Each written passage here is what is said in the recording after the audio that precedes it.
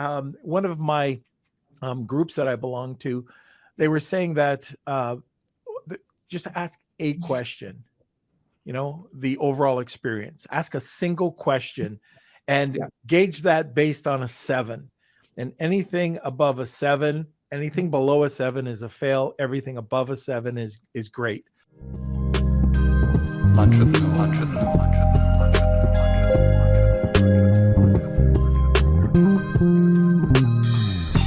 Hey everyone, it's Norm Farrar, aka the Beard Guy here, and welcome to another Lunch with Norm, the e-commerce and Amazon FBA. A little cough there. Today we're going to be discussing the importance of customer value optimization, or CVO methodology, and the actual reason why e-commerce companies fail, how to increase the CVO, and how to decrease customer acquisition costs in 2023. All right, welcome to another Lunch with Norm, the e-commerce and Amazon FBA podcast. Perfect. As mentioned, we're going to be talking about CVO and the importance of the CVO methodology. Our guest is CEO and founder of Omniconvert. He has gone through various jobs, companies, and entrepreneurial ventures before identifying customers' real needs and defining the perfect go-to marketing strategy. He is now a customer value optimization evangelist and international speaker, defining a new category and assisting retailers in their growth. Welcome today, Valentin Radu. And before we go to Valentin, let's have a word from our sponsor. I want to give a quick shout out to an incredible group of sponsors to help keep this podcast running. The Lunch with Norm podcast would not be possible without the support of the following sponsors: Post-Purchase Pro, Clear Ads, Jeff Schick Law, Rebate.com, Honu Worldwide, Digital Blacksmiths, Netfluence, Extreme Power, and Startup Club. Now back to the show. Welcome, Valentin. Hi there. Hello there, Norm, and thanks a lot for having me today. Hey, you're welcome. Yeah, you know what? I just hit me. I'm just wondering, because usually we have a bunch of people that are having comments, and I thought, it's Prosper. Everybody's waking up in Las Vegas right about now, or they went out last night. So this just limits the chances of people who are going to win the giveaway. But on that note, this topic today is probably going to be a very popular topic for people to listen to on a podcast or in our social media. So if you're not live today, you missed out on this prize, but I think it's going to be a very well-received podcast. So why don't we just get into it a bit? First, I'm kind of curious, like I read your bio and, understand what you're doing, but how did you even get into something like this? Well, it's I got into something like this a long time ago when I was doing this type of sales, direct sales. I was selling chef cookbooks, right? So I was having this temp job. I was 17 years old, and I've started to adapt my message so that I can persuade customers into buying this freaking cookbook, because I wanted to go on at the seaside with my girlfriend.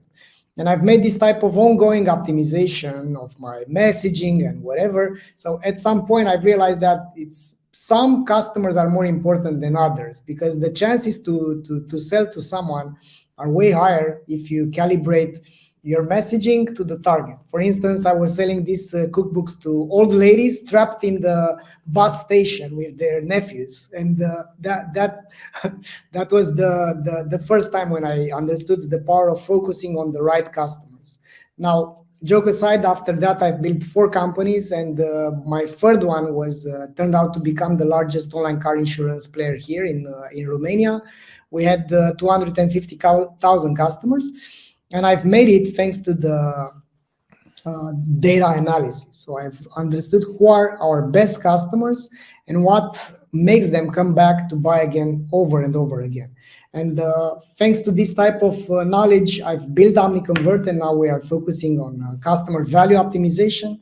We help more than 3,000 companies already to understand their best customers, apply the segmentation method, and of course, decrease their customer acquisition cost as their customers come back to buy again more often. Well, I'm kind of curious. Why don't we just jump right into this? So how do you increase customer lifetime value in e-commerce, like using the CVO? Yeah. So the first thing, Norm, is that we need to understand what customer value optimization means. I mean, the pillars of CVO are free ones, right? So we have, in order to increase lifetime value, we need to focus on what you sell as a company. So it means the products. The products can improve customer lifetime value or decrease customer lifetime value. The second is what you say, which is the marketing. If you set the right expectations and if you have the right messaging throughout the customer journey, then you can increase lifetime value as well. And third, last but not the least, is what you do, which means customer experience. So how you treat your customers increases their chances to come back or and buy again or not. So basically, in order to increase lifetime value, we need to understand where is the problem of customers that don't come back to buy again. Is it a product problem? Is it a marketing problem that we are not persuasive enough and we are not letting them know about the fact that they might need another hand cream or whatever we are selling? And third is, are we treating them in the right way?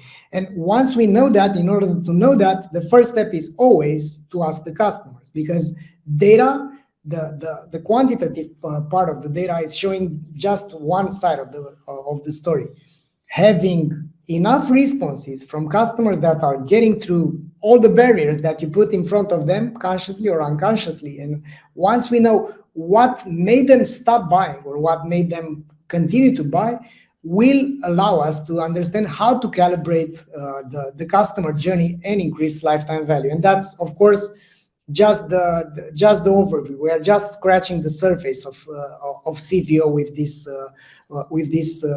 let's say overview. I think this is one of the most important topics out there, and there's not a lot out there about this. So let's go back and talk about at the very beginning. You've brought up a few points there. How do we even start getting into this? Yeah.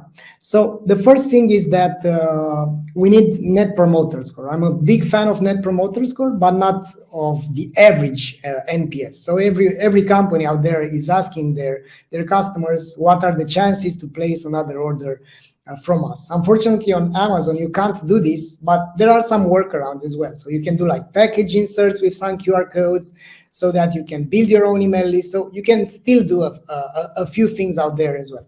But on a normal e-commerce, let's say on a company that has a direct-to-consumer channel, you can trigger this type of emails on two important moments.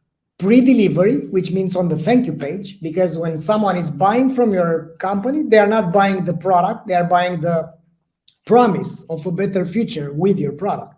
So you need to know first if your website did the right job or not.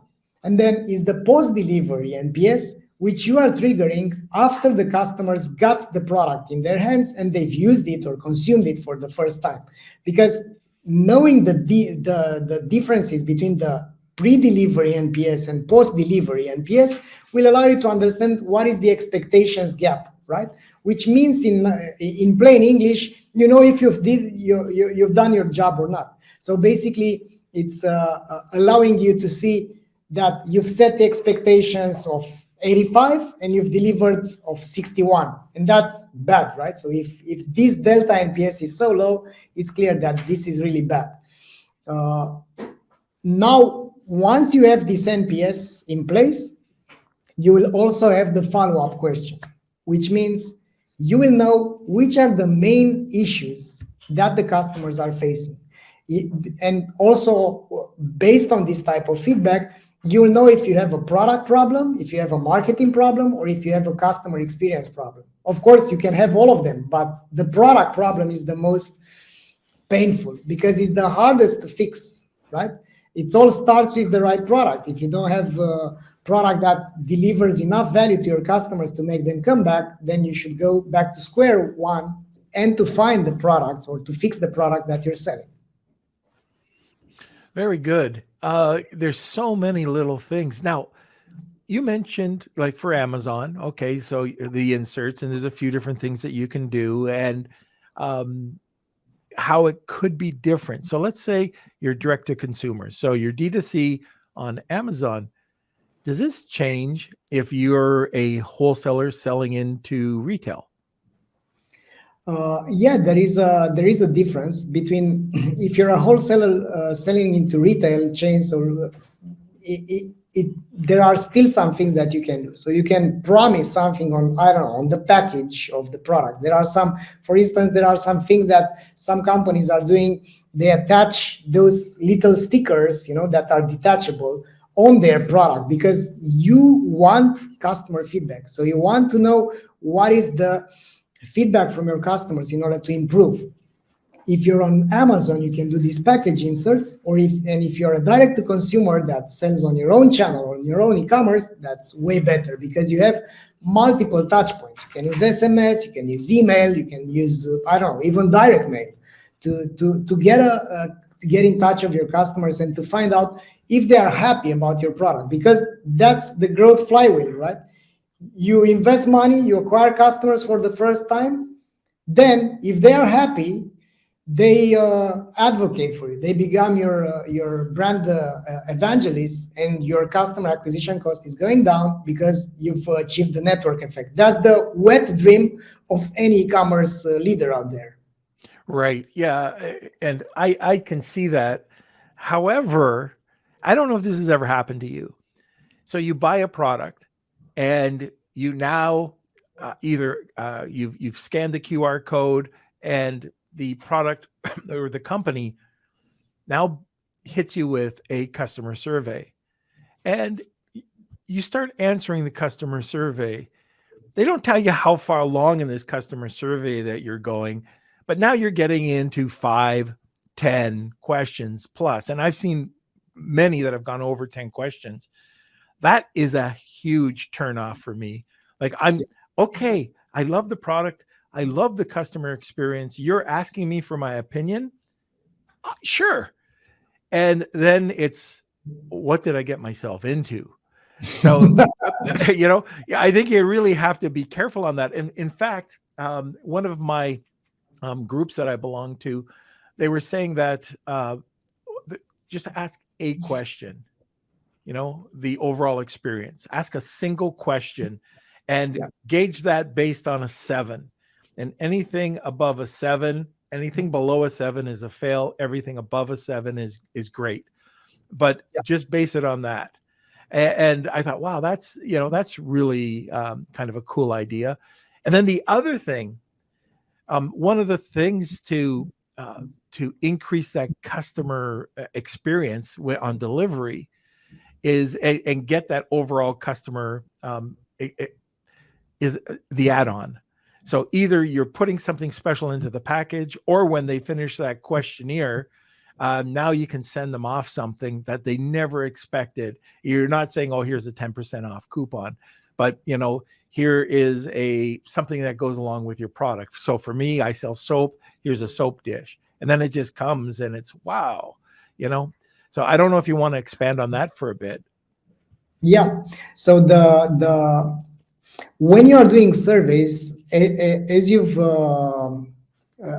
addressed it now, it's very important not to become a burden, an extra burden on others of your customers. So because otherwise your response rate is going to be low, even though maybe you will have some crazy customers that will respond to all the questions and spend 25 minutes on that.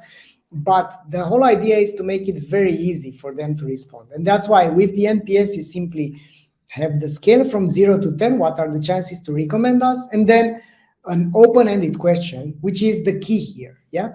If they don't want to fill in anything there, they simply send the survey. And you can do other follow-up questions once you understand which are the main themes that you want feedback from. But don't go more than 5-6 questions. At least from my opinion, you can have we have companies that have a 65% response rate from all of their customers, and we also have companies that have only 5-6% from all of their customers. Of course, the more responses, the better, because that gives you an accurate overview over the how customers are perceiving your company and the entire customer journey. What do you think about sending out a question? So the first question is, now you have their email address, and then you send out a second question a little later on and a third question, so you can start building a profile. How's that? What do you think about that? Yeah, that's great. It's called progressive profiling through zero-party data. It's you can do it. For instance, we have companies which are using this type of technique. It's a pet shop from Australia. They are building this through different surveys throughout the orders and throughout the touch points that they have on the website. For instance, do you have a cat or a dog? What's the name of the dog? Is it sterilized? How old is your dog? And based on that, you have a lot of data points that will make you extremely relevant. I mean, imagine that you have an email from a company with your dog's name, asking something that is Merlin, which happens to be my dog, still misbehaving, because you know what are the issues, we know your dog's name, and then you have the perfect food or treats for the bad behavior of your dog. So it's a fantastic way to have relevant relationship with your prospects and with your customers.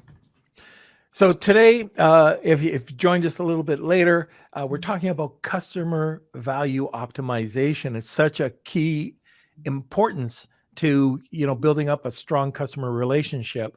So just like Valentin was talking about, is it Valentin or Valentine? I should ask at the beginning. Yeah, Valentin. So I said it right the first time. So ex-nay, Kelsey, the editing on the last one. Anyways, as you're saying, like this progressive profile, I love it, because if you can, like you said about the dog, well, certain dogs. So my son has a mini Aussie, which acts completely different than my dumb dog, which is a golden retriever. And you can now, like you said, I didn't even think about that until you said it, work on personality traits. Is your dog doing this? Or how to solve this problem? And as you're doing it, you're continually building and segmenting a perfect list for these types of dogs and these types of dog owners. So what other type, if I'm thinking about customer value optimization techniques, could you give for towards a D2C business? Yeah, sure.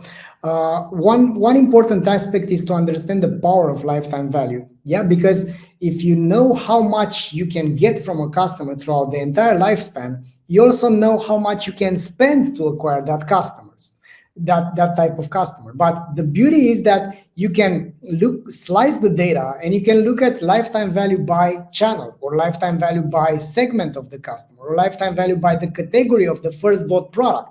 For instance, if I'm buying the first time this particular SKU, what's going to be the lifetime value looking at my own data? So knowing this type of aspects will allow you to calibrate your marketing budget and your merchandising according to that. So for instance, let's look at the lifetime value by RFM segment. Yeah, RFM stands for recency, frequency, and monetary value. It's one of the best ways to segment your customers in retail.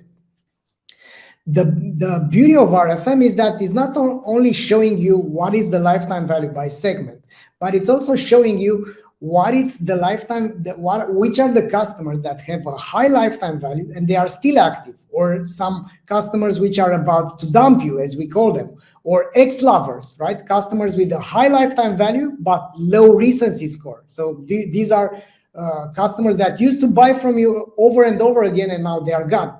And for last but not the least, the Don Juans, right? One night standers, as we call them.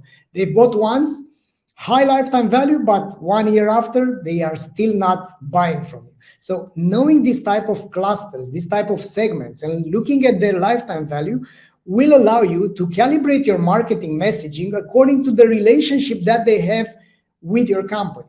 So instead of one size fits all discount, everyone come back, you can understand and send messages which are relevant to them, right? Because you know also how much you can spend with your incentives if you want to use commercial incentives to get them back. And that's only by slicing the lifetime value by the RFM segment. Yeah, that's one way to do it. Of course, So is there? Yeah, please, Norm. Sorry. Oh, sorry. Is there a simple formula to find your lifetime value? Well, there is a formula. It's not that simple, but I can share it. Of course, we are Sure. doing this automatically with our software. But if you want to do it manually, it goes like this. So first of all, you need the gross margin. Then you need the lifespan of the customer. To find the lifespan of the customer, you need to know the customer retention rate and the churn. So usually the lifespan of the customer is 1/1 minus the customer churn, right? So 1/1 minus the customer retention. Yeah. So you have these terms: gross margin, lifespan of the customer, purchase frequency. Yeah. So once you know all of those things, you will be able to calculate that. The alternative, of course, is to have software which is doing this automatically. We are one of those companies hypnotized about lifetime value in retail. There are others as well. The idea is to understand which are the levers that you can pull to increase lifetime value. So you can either increase gross margin, and which means the AOV, selling other products, pushing other type of SKUs. You can either increase the purchase frequency, which means doing different onboarding initiatives, right? To persuade your customers after the first product that has bought, to understand what kind of progress they are trying to make, and to come up either with the same product at the moment when they need to replenish, either with ancillary products that are relevant for the job to be done by their products. And last but not the least, you can increase lifetime value by coming up with better marketing messages, right? As I've told you earlier, there are these type of steps on the customer journey. So when you are sure that the customer is in the danger zone, thanks to the RFM segmentation, boom, you come up with a prevention campaign. Or when the customers are already gone, you don't let them churn, but you come up with this type of ideas like reactivation campaigns once they are in the gone phase, let's say. Okay, so we're getting towards the bottom of the hour. First of all, I want to say hi to Luke, Christine. Nice to see you back, Tony. And where's Claudia? I saw her up there earlier. But thank you so much for joining the podcast today. If you've had anybody else who's not commenting, who's listening right now, if you've had any of these experiences, what have you done to increase the lifetime value of your customers and retain them? Just kind of curious what you're doing, or if you've never done it, and why not? Now, the other thing, again, going to the bottom of the hour, it's time for at least to let you know about our giveaway today, which is awesome. It's $1,000 value. And I'm going to let Valentin talk about it in a second, but hashtag Wheel of Kelsey. So Luke, yep, get it in there. Hashtag Wheel of Kelsey, tag 2 people and you'll get a second entry. So Valentin, why don't you talk about your very generous giveaway today?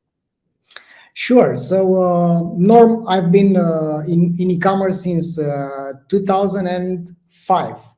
And I've learned a lot of things. And at some point, my team needed training. My customers were asking a lot of things, like you've asked, right? What is the formula for lifetime value? How to do this, how to do the other. And I've said to myself that this is the time to democratize the concept of customer lifetime value because A, it saved my business, and B, it allowed us to scale dramatically. So after we've focused from conversion rate optimization, where we have a product which is already mature, we focused on customer value optimization. Our business doubled in only 2 years after that moment. So we've built an online academy called the CVO Academy, and there we have the main course, which is having a lot of knowledge, not only from me, but also from other practitioners and professors in the field of customer experience, like Carl Gillis, or jobs to be done methodology from Bob Mesta. Bob Mesta is one of my mentors, an incredible human being, and one of the pioneers of the jobs to be done methodology that helps people understand why customers are buying. Yeah, what is causing them to buy, not what they are buying. Yeah, what's the shallow understanding of why they are buying. And we also have there Val Geisler. She's the chief evangelist from Klaviyo, the email marketing system. Yep. We also have Dennis Yu, which is an author in the acquisition. He's one of the best people I know in the acquisition space on Facebook ads and TikTok ads as well. Sounds like a great lineup. So the giveaway is the course, and it's worth $1,000. So if you're interested in learning and expanding your horizons on CVO, check it out. # Wheel of Kelsey, tag 2 people, get a second entry. Whoever gets this is going to get a master class in really scaling and understanding your customers. So really excited about this. Okay, so now let's have a word from our sponsor and we'll be right back. I want to thank Jeff Schick Legal for sponsoring this episode of Lunch with Norm. You've probably heard on the podcast about Amazon suspensions. They're very real. It can happen at any time. And when it does happen, how do you get out of it? How does the little guy like you and me get out of these suspensions without paying an arm and a leg in legal fees? This is where Jeff Schick Legal is here to help. For a very low monthly retainer, for only $89, get access to Amazon attorney Jeff Schick. That's right. You can sit back, relax, enjoy that cup of coffee while listening to the Lunch with Norm podcast, knowing that you have an advocate and a partner in your business success. But wait, just mention Lunch with Norm and receive 50% off the first 2 months. Get the protection you need and visit jeffschick.com today. That's JEFFSCHICK.com. Now let's get back to the show. Okay, so I see Claudia just asked the question, and that's what I was just going to say. If you have questions, get them in. This should be something that there should be a ton of questions. This is so important. And again, it's not really a topic that we talk too much about. So get your questions in early enough. We're going to go up to the top of the hour and we'll be answering them at that point. Okay, so coming back, I'm going to ask kind of the opposite of what we were talking about before, but how do we decrease our customer acquisition costs nowadays?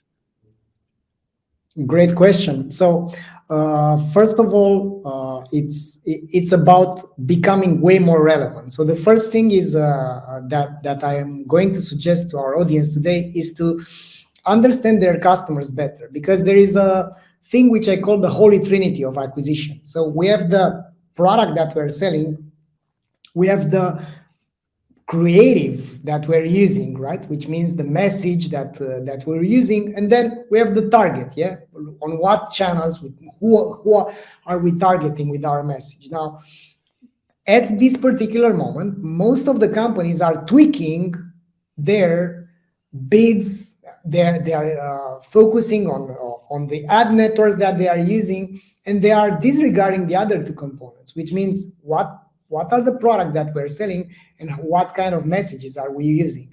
And in order to decrease the customer acquisition cost, the first step is to understand your customers better. So customer research is that neglected part of marketing. And by the way, marketing is not advertising. Yeah, marketing means knowing your market.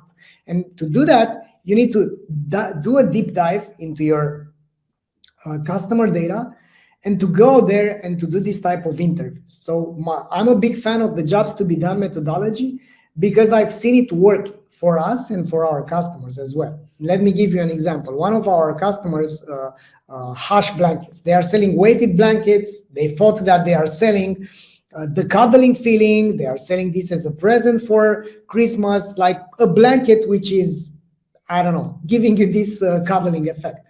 After doing the jobs to be done research with their customers, they've understood that they are selling. It's a serious perceived alternative to insomnia. Yeah. So basically they are not competing with other nice cuddly feeling blankets. They are competing with sleeping pills, which have a very bad side effect, which means if you get the sleeping pills, you get knocked out. So once they've understood that, their messaging was different. So could they understand this by tweaking the bids on Facebook ads, by coming up with all sorts of creative ideas?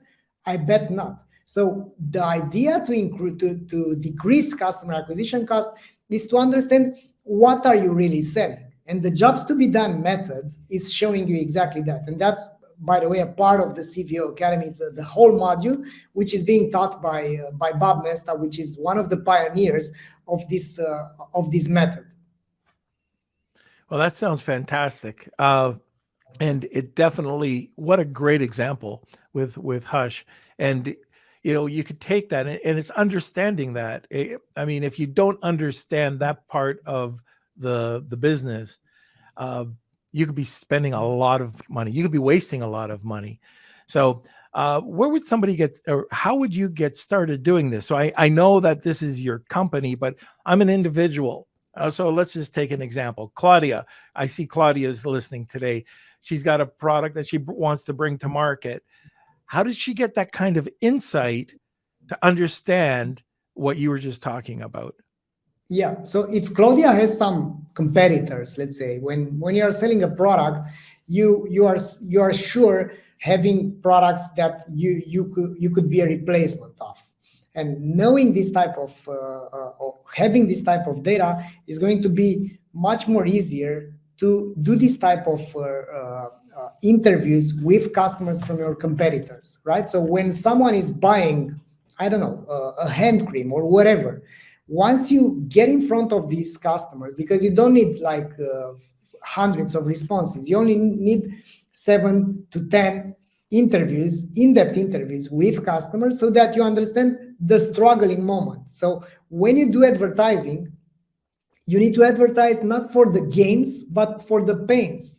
Because when we change the behavior, so when we say, yeah, no more, I don't want this phone anymore, what we are really saying is that we've had enough. There were many moments throughout our experience with this phone. For instance, in my case, when it was 4 p.m. and my battery was done, and I had to call to pick up the kids, and there was no way to get them because this freaking phone wasn't working. Yeah. So that's the struggling moment. You have one of that, you have another of that, and at some moment you've said you are turning from passively looking for a phone to actively starting to look for phones that have more than 5,000 milliamperes batteries. So that's the buying journey. So Claudia, what she can do, she can look at what kind of products am I selling, and then she can interview people which are buying this type of products in your own network, right? So maybe you can have some people, friends or relatives or acquaintances that are buying the products that you are a replacement of. So once you know that, you go out there and you interview those customers to unpack when they've decided, yes, I'm buying a new cream, I'm changing my car, I'm changing my phone, I'm switching from a bad solution to this new solution, because the products are basically bridges from a struggling moment to a desired outcome. So in order to sell this bridge, you need to know from where to where you are transporting your customers. So interesting that you mentioned about, talking to your customers, talking to your customers. You're the second person in less than a week to talk to your customers, to understand them. Just give them a call, or literally the last person that was on here was talking about picking up the phone and talking to them and having a set group of 5 to 10 questions. One of the things that we do with some of our clients is we have something called marketplace reviews, and this is a service that Rob Burns has. Anyways, this is where you go out with a set group of questions. You have your product with you, and these aren't customers, but you can go and have, it's almost like a focus group. They're walking along, they have no idea. They come in, they see the package. What are you expecting? What is the scent? Do you like this? And you can interview these people, these prospects of your product, and get a really good idea of these questions that you would be doing, reaching out to people who've already reached or bought your product. But that type of personal relationship is key. And if you miss out on that, and I don't know if you'll agree with me or not, but if you don't have that type of relationship with your customers, you're missing out on something. Because like your example with the insomnia and Hushed, that would never have been figured out probably without some sort of focus group or going and talking and targeting that. So very, very interesting that it's happened twice in less than 7 days that two people are talking about reaching out. I know Sean Hart does this too. You got to get out there. He said, if you don't, even just do a quick video thanking the person and asking them to give them feedback. There are lots of ways of doing it. But now I want to talk about consumer behavior and how that is different, or probably how it's different with e-commerce. You're asking about consumers in retail, you mean, versus based on like consumer behavior in retail, B2B, or it could be consumer, not B2B, but direct consumer through e-commerce. Yeah. So is there something different between somebody buying on Amazon and the Walmart marketplace other than going to Neiman Marcus? Yeah, I think one important aspect is when you make this decision. Let's say you're an entrepreneur, or you have your own brand, and you want to consider going on Amazon or other retail chains. That's a great decision. I strongly support it. What I would be reluctant is to focus on on selling products on other marketplaces before having product market fit. And in order to reach product market fit, you need to understand if you have customers that have a purchase frequency which is higher than, or at least in the average of the benchmark of what you're selling. So what I mean by that is, let's say you're selling coffee. If the purchase frequency for coffee is that people are buying online on e-commerce every 5 times, and you have 2.4, then you are in trouble. So not expanding to other marketplaces is not the moment, because your product is not good enough. And you need to know, why is our product not good enough? Of course, if you have an established brand and you have made the direct to consumer work, the next valuable step is to expand through retail chains. I'm doing in my podcast last week, I've had Ron Shack, which got his brand from $0 to 40 million in turnover in just 4 years. And he said that he is now at the plateau, so he just need to go on Walmart. And that's why he's going to expand through Walmart and Amazon from July and August this year. So the idea is that the marketplaces, the retail chains are a solution to level up your game. If you are just entering on Amazon and you haven't validated with your own direct to consumer, the chances are that you will pay a lot on Amazon ads to get in front of customers that will not be good enough, and you will not have the validation that your product is the problem, or if your marketing is your problem or your price is the problem. So mainly that's how I see this this debate over going through retail chains or not. So one of the things that I would add to that is think of it. So we're all sellers, but put on the other hat and think of yourself as a consumer. So going down and walking through a retail store, you have to stand out some way, whether it's placement, or if it's packaging. You've got to do something to stand out to really grab that attention. Then you've got a lot of marketing and advertising that backs that up. With Amazon, we don't have that same budget as larger brands. We're micro brands. And what I think might be a difference too is that you have to do a few things outside of listing optimization and PPC. But what do people do? So they go on to an Amazon site or a Walmart marketplace. They type in what they're looking for. They see the search results come up. And I don't know about you, but I take a look at the top ones that come up, probably like everybody else, click on it, and then go and see if I can find them on the internet. So do they have social media? Do they have any, like anything that builds authority? What does their website look like?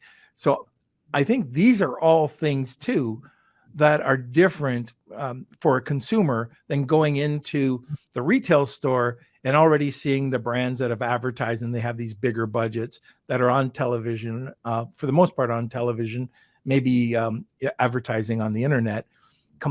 It's so different. So for me, going and buying, it's almost Valentin, you know how stupid this is? I was buying, you see these orange light bulbs behind me? Yeah. I went on and I probably spent 20 minutes to a half hour finding orange light bulbs.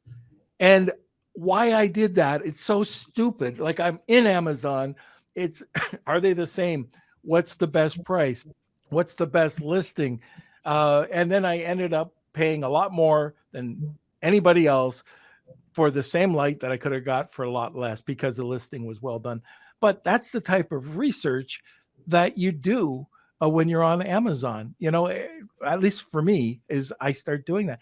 That's something that's completely different in consumer behavior than when you go to a retail store. Like, I wouldn't stand and check, more than 2 minutes looking at different light bulbs if I was at Home Hardware or whatever. Home Hardware is a Canadian company, Home Depot.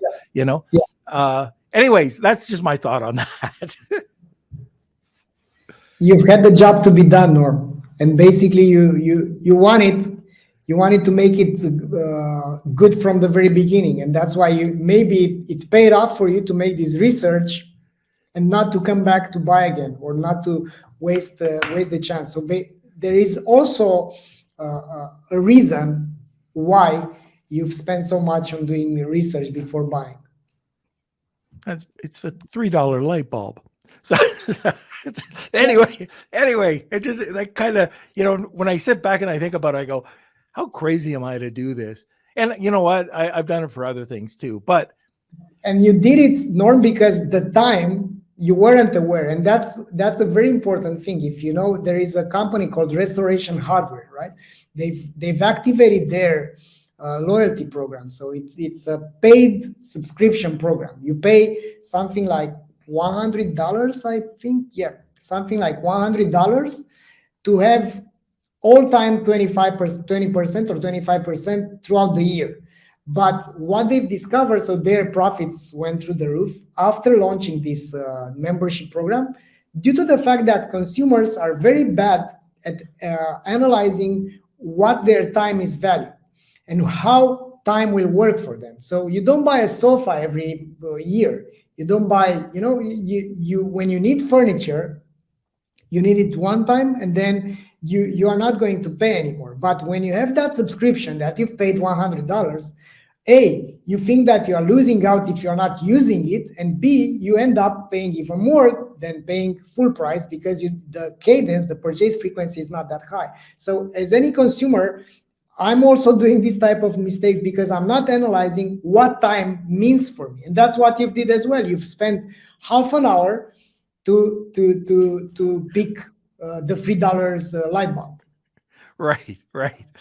You know, and I guess kind of going down that path, kind of, I want to talk a little bit because I want to get to some of the questions too, but what are some of the reasons why e-commerce companies fail? And I know we've talked about some of these points already, but let's kind of go through them. Is there sort of a list that you can run through of why companies are failing?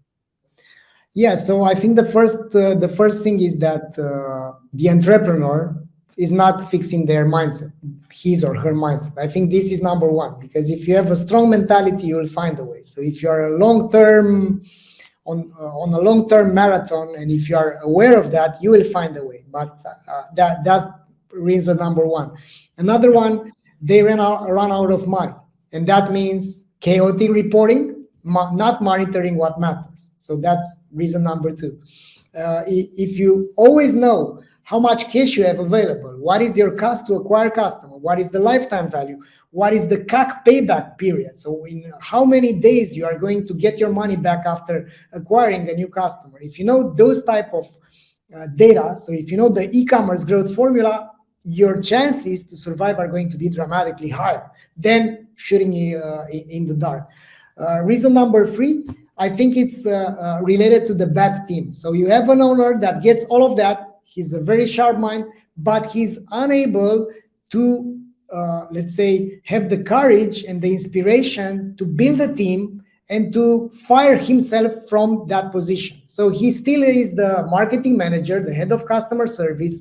He's doing the product. He's doing everything. You know, and that's pretty much a problem that is not only in e-commerce, for any company out there. If you are unable to fire yourself, you will fail. So you need to have people which are good enough on that position, and your job is to earn enough to afford that person. Yeah, and that's reason number three. Not having the right people on the right seat due to the lack of, let's say, management, or I think the root is due to the fear of hiring someone and not being able to pay that person. So that's reason number three. Reason number four, I think it's you have those people, but you are doing this type of bad management, right? So you have a management team, the company is doing well, and you are lacking the vision, you know, to scale to the next phase. And that means you are disconnected from your customers.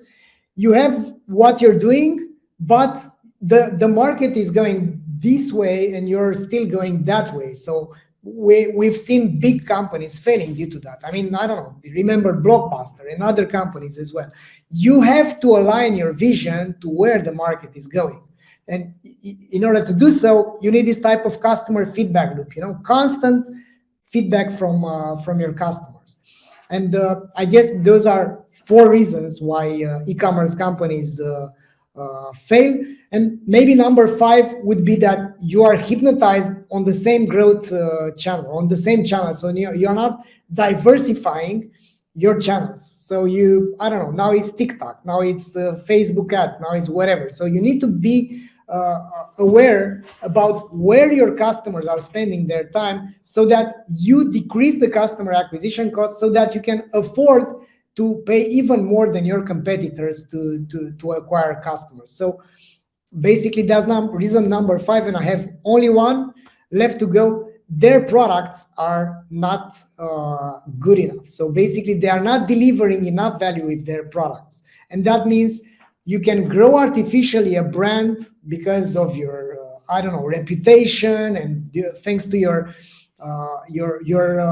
let's say impact in your social network. But after some moment, you have to deliver with your product. So, and that means you have to deliver the right product. So to deliver undeniable value to your customers, you have to provide the right customer experience, meaning good enough services, no shipment delays, because the benchmark is being set by the big guys. So you need to be there.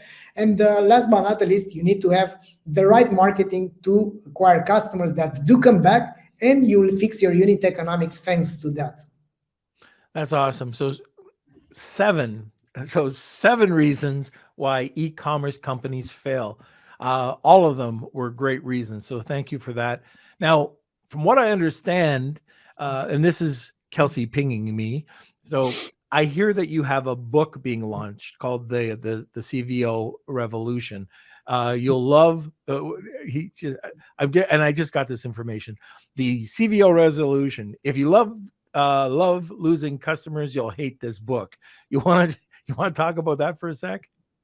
Yeah, of course. So thanks to my knowledge I've accumulated, and again, thanks to many people asking me how to do this, how to do that, I've said, okay, let's get the essence into a book. So since last year, about this time, at the beginning of March last year, I've started to write this book. It was a very painful experience, but I'm really happy that I've made it done. So in May, it's going to be out there on Amazon and on other retail chains as well. It's addressing the CVO methodology. So it's for practitioners. It's not theory or whatever. It's based on what I've experienced with dozens of brands and with my own brand as well, with my own e-commerce company.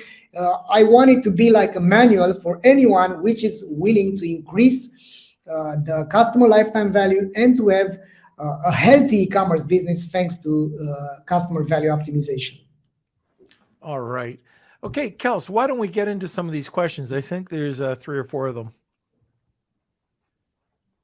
Yeah, so we have a couple questions coming in. I do want to say that we do have the link for the first chapter of Valentin's book in the comment section, so check it out. And yeah, first question from Claudia. How do you know how much you should spend on incentives to try to get your customer to make the next purchase or next several purchases? Is it a percentage base or some other formula? Thanks. Yeah, so Claudia,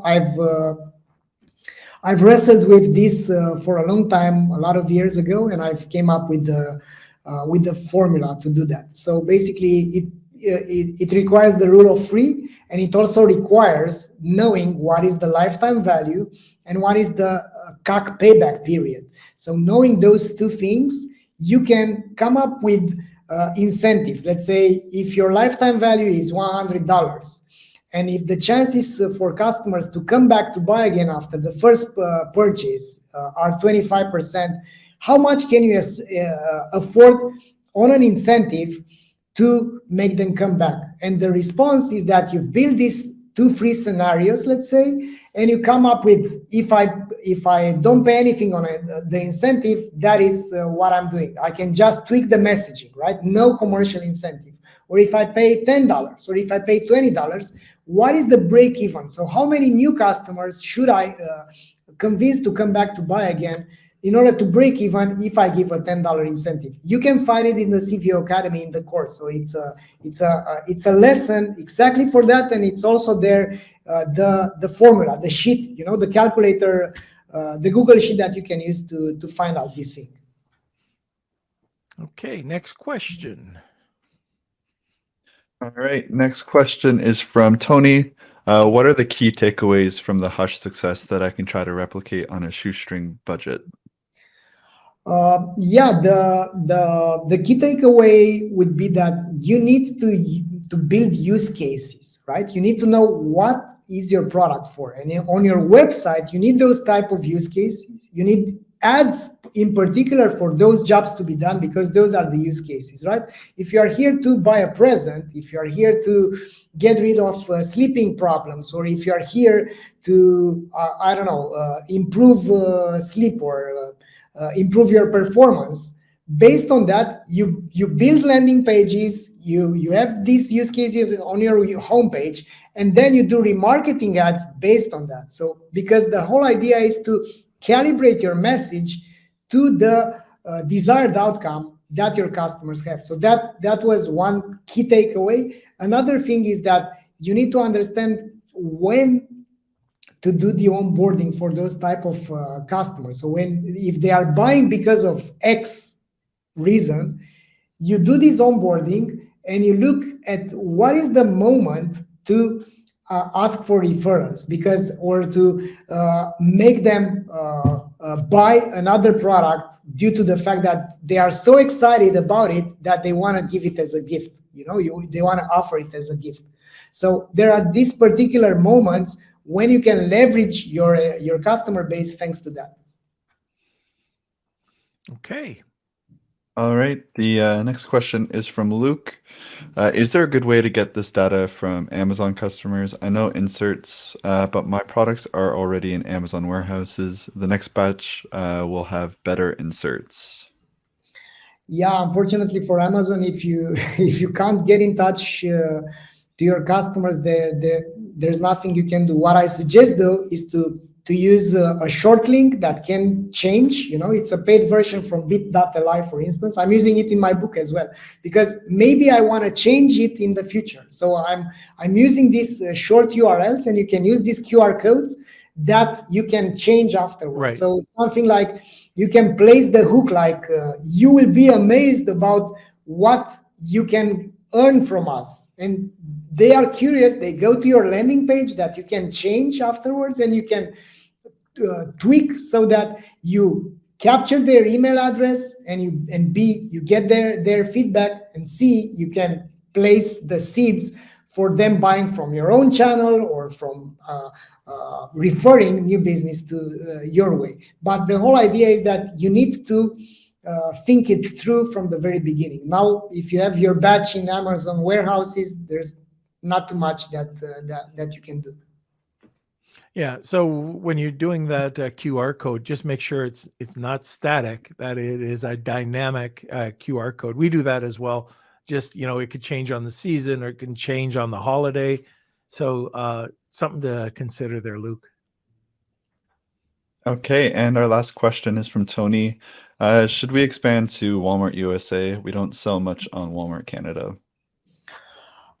Depending on your effort. So I'm always guiding my decisions based on a thing which is called the PECT framework, right? So in CVO, we have this framework to decide what to prioritize. That's an idea to grow your business. You have other ideas, but if you can estimate the potential, the ease, the cost, the timing, and the impact, PECT, once you give this type of ratings, you will be in a position to consciously decide and evaluate if this is the way to go. So the whole idea is to because you don't have fantastic resources like multinational companies, you should pick your battles. And in order to pick your battles, you need to prioritize them first, and then decide over going on Walmart USA, or I don't know, adding a new SKU, or adding different building new campaigns, or TikTok, or improving the customer retention, or onboarding your customers differently. So those are competing ideas,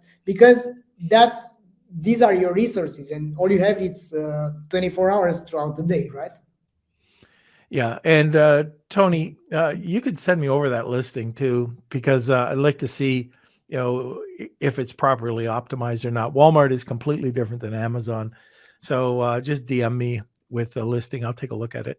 But knowing your products, you should do really well in Walmart USA.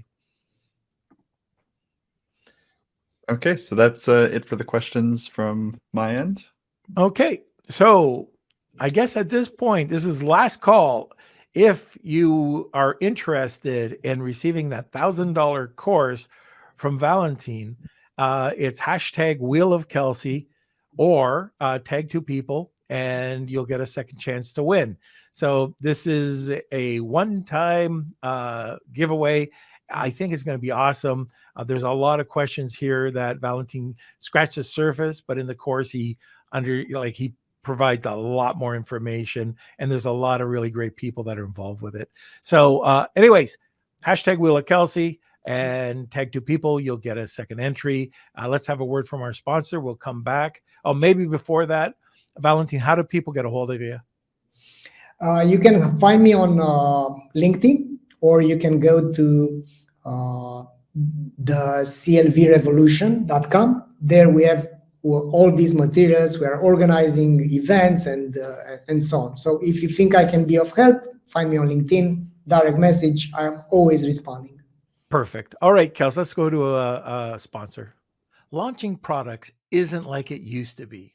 To successfully launch your product, you need to hit that algorithm from all sides. Driving external sales, boosting social signals, and increasing product listing engagement are fundamental to success. Rebate is the first and only launch platform that delivers across this broad range. Get your product featured on Amazon.live through Rebate's influencer program.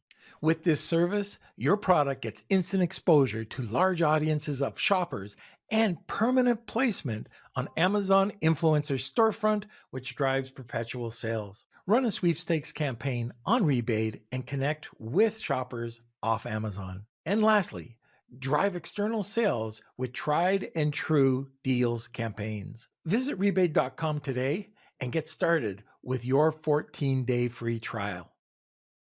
Okay, so let's go to the Wheel of Kelsey.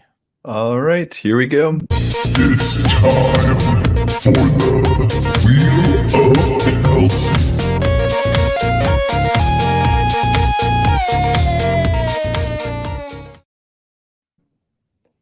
All right, so thank you everyone for entering today's Wheel of Kelsey. We do this every single podcast, so make sure you come back on Wednesday as well to enter again. I'm going to shuffle. Special day.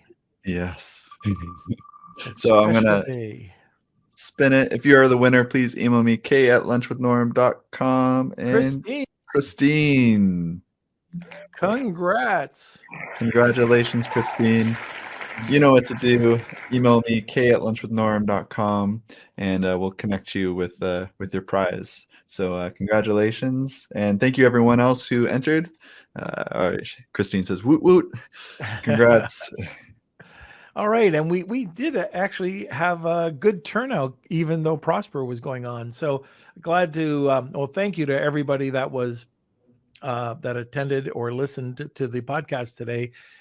It was well worth it. This is going to be one that I think is going to be one of our better downloads. But anyways, first of all, Valentin, thank you for coming on today. It was really great talking to you about this. I want to know more about, the CVO Revolution, and hopefully we can get you back on another time. But just once again, thank you. Want more great information? Don't forget to subscribe by clicking here. Also, if you want to check out our latest podcasts, click over here.